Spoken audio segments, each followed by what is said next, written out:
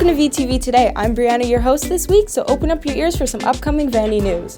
Although, you may not want to open up your ears for this first part. All the women, independent, throw your hands up at me! Vandy College's Women and Gender Studies major present to you Backlash, the theme of this year's International Women's Week. Pass by the auditorium March 2nd to March 6th for some fire lectures. We're all taking SAGEP programs to prepare us for our futures, right? But what if you have no idea what you want to do in the future?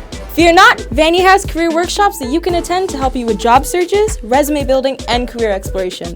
The workshops take place March 11th, March 25th, April 8th, and April 22nd during UB in D241.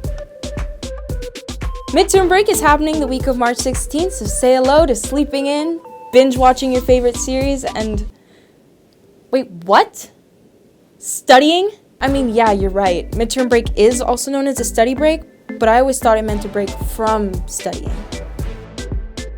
Thanks for watching VTV Today. Stay tuned in 3 weeks for a brand new episode. I'm your host, Brianna, and well, I'm gonna go study.